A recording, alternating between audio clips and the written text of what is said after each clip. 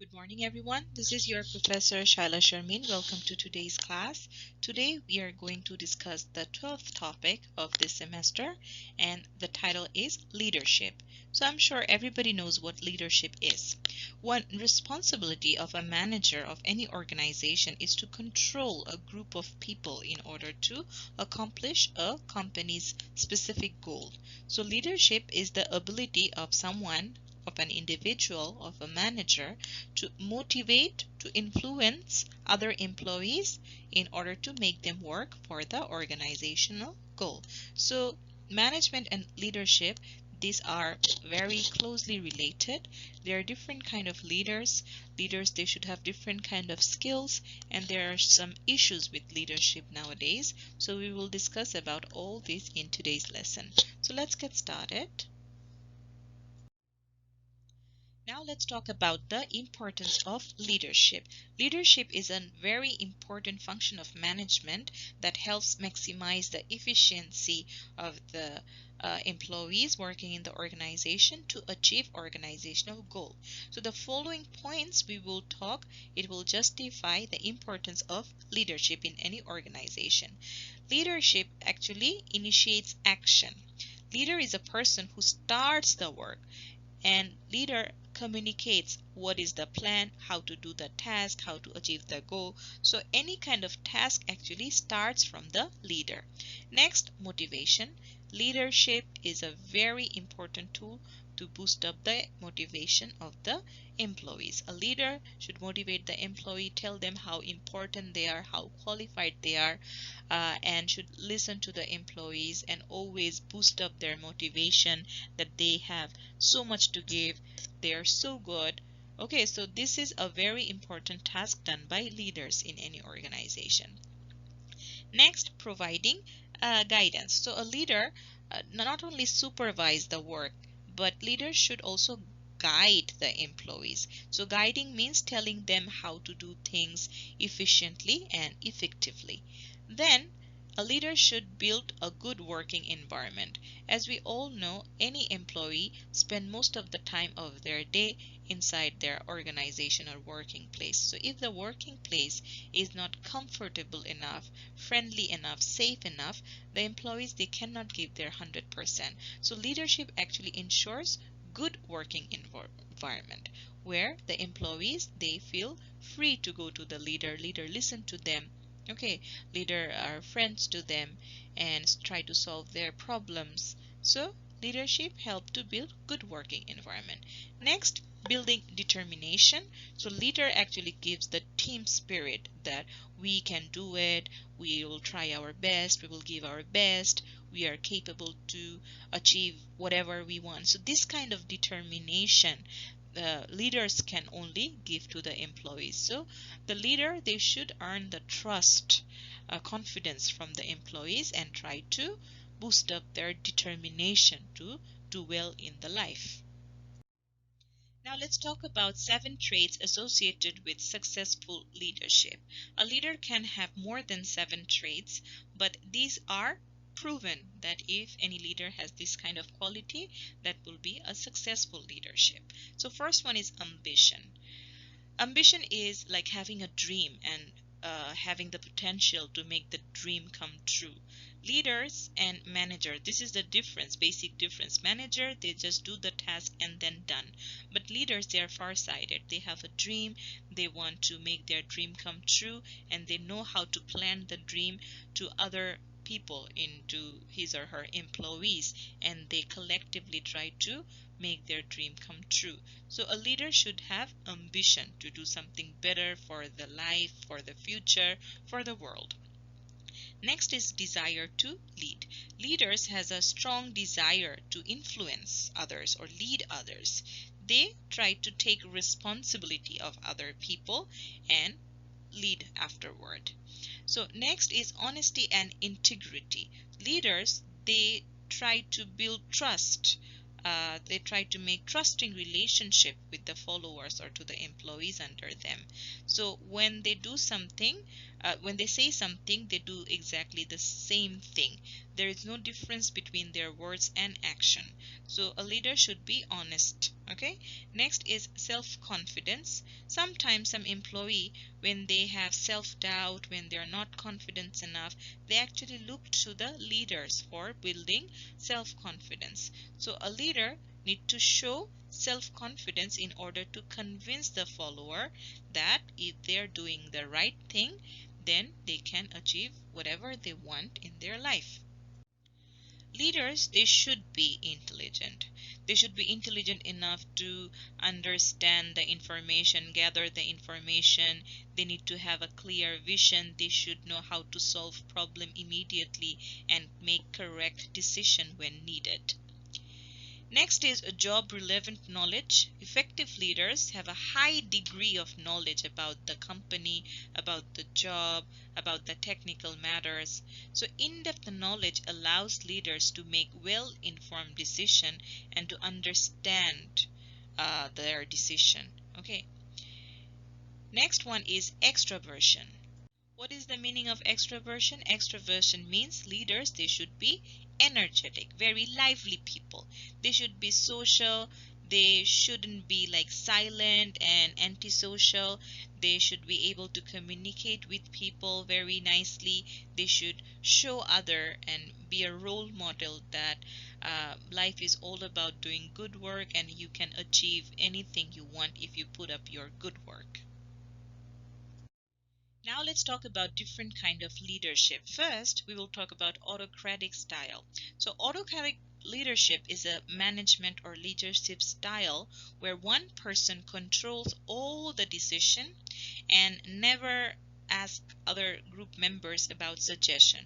So autocratic leaders make choice or decision based on their own beliefs, their own thinking, and they do not involve others for their suggestions or advice.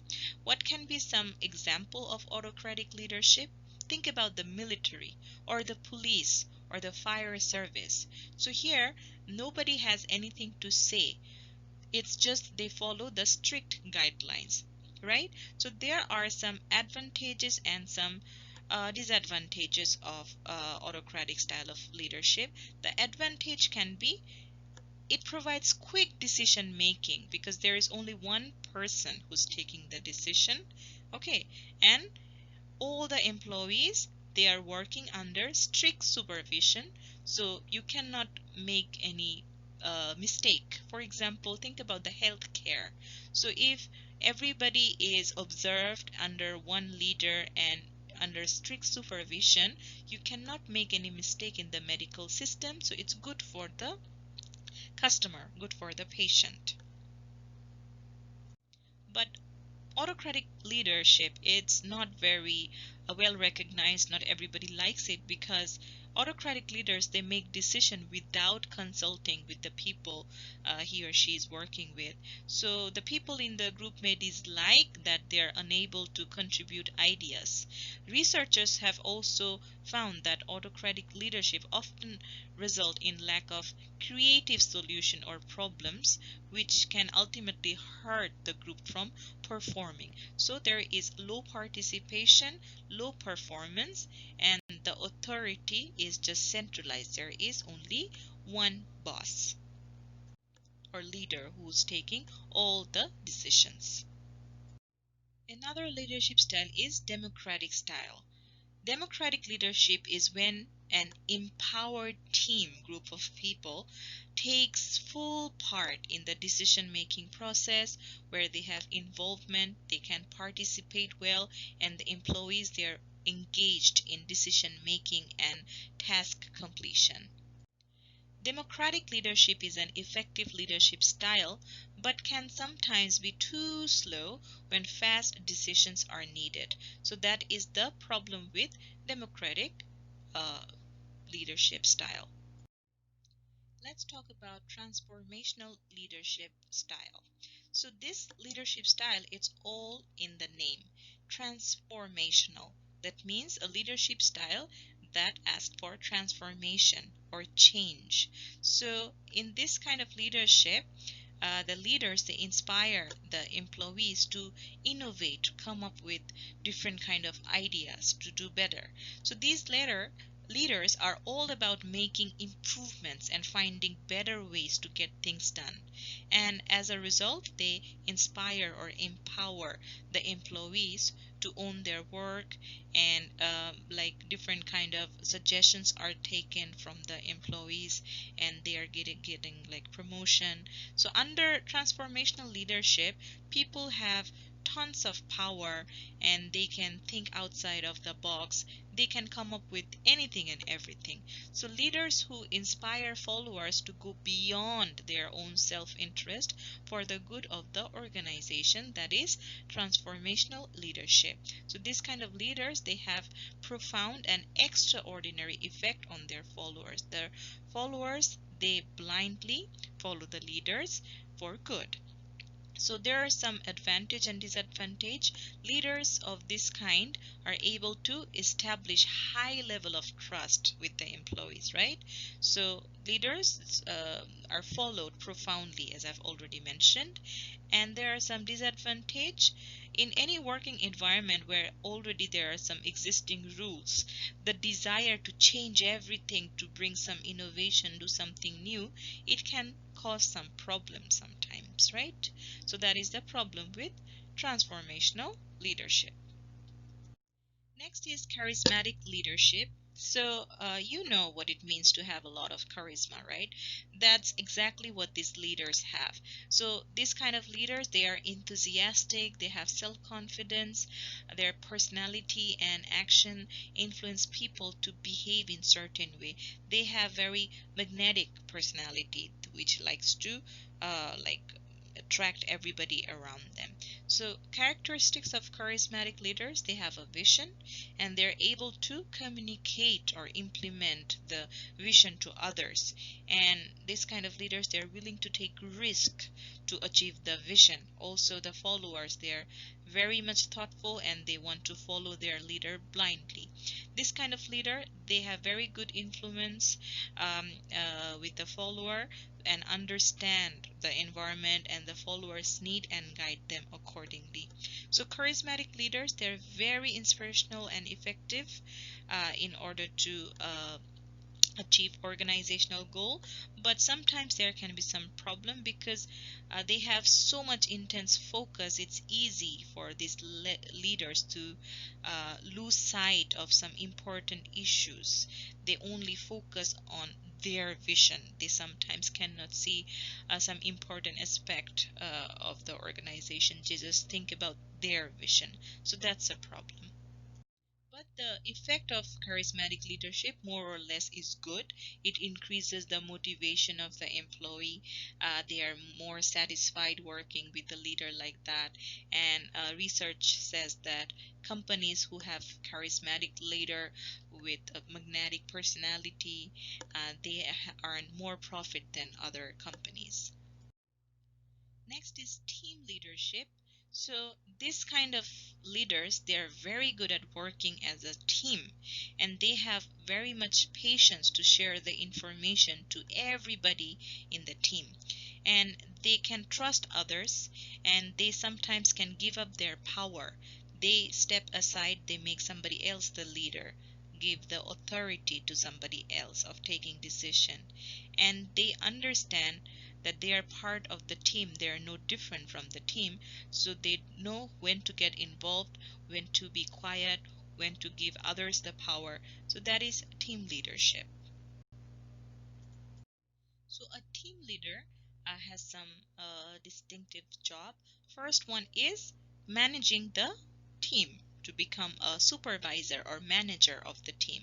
So they are responsible for all the activities within a team. They guide them, they check it, they give them feedback. So managing all the activities of a team is done by team leader. Next is coaching and training. An effective team leader coaches the members of his or her team on achieving goals and developing necessary skill that get results. So, coaching involves developing team members' performance, offering feedback, and demonstrating the desired skill and telling them what the work ethic is. A coach style system leader works alongside its members to develop their skills as well. A team leader works as a facilitator of the team. What is the meaning of facilitator?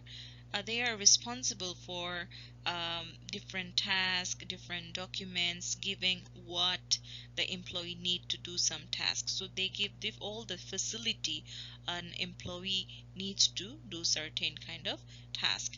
So, for example, in order to do some group work, the employees they need some office tools. So the team leader buy those or manages those office tools and facilitates the employee with those tools so they can work properly.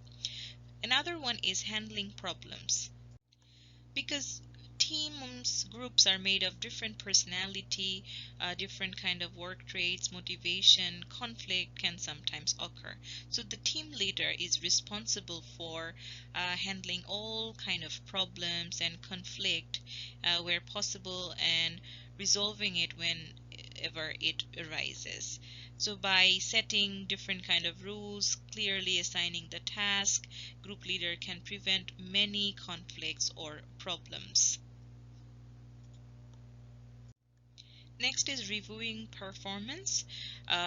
Team leader should keep on checking how the employees are working, how is their performance. If their performance is not good enough, the group leader or team leader should review, give feedback, or try to give some suggestion about the skill building, how the employee can build up the performance. So reviewing performance of the employee is a very important task of team leader.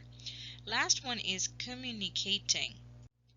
So a team leader should be responsible for distributing information to the team members, to the other people of the organization, to the CEO. So wherever he or she stand, he or she should be able to communicate, talk openly, or giving information or telling other part of the organization about their decisions, rules, and regulations. So communication, team leader should be able to communicate with everyone very easily. As you learned about different kind of leadership, a question can come to your mind that which kind of leadership is the best one. Actually, no specific style can be a best one. Okay, so different kind of situation demand different kind of leadership. As I've said, that autocratic leadership maybe we don't like it, but for a certain kind of institution like medical institution, police, or military, autocratic style serves the best. So there is no specific style, okay? But employees they are more satisfied under democratic leader other than autocratic leaders because when you are heard, when you are honored and valued and you can participate and perform, of course you will feel better, feel more motivated to work in that kind of leadership style. Just because you became a leader, it doesn't mean your work is done. You are chosen as a leader, so you have to accept the challenges comes with leadership. Let's talk about different kind of challenges leaders always face. First one is difficult people. There will always be people in your team or in your organization or in your working life who are difficult.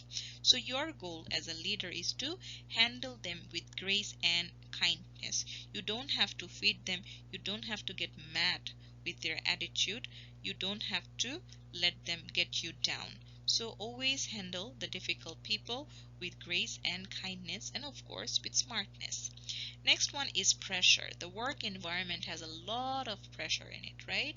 So your ability as a leader should accept it and release some of the pressure and it will actually help you in the long run. You don't need to do 100% work on your own. You should make employees, train employees in a way so they can also do the job if you are not there. Okay, that's your job as a leader. Next is delivering bad news.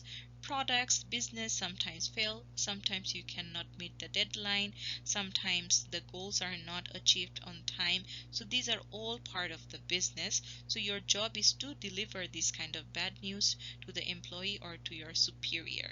So what you have to do, without drama, without sadness, you should actually find the next step. What to do next? You fail, but what is next? Bad stuff happen, but how you share and how you take the next step matters. Next is staying motivated.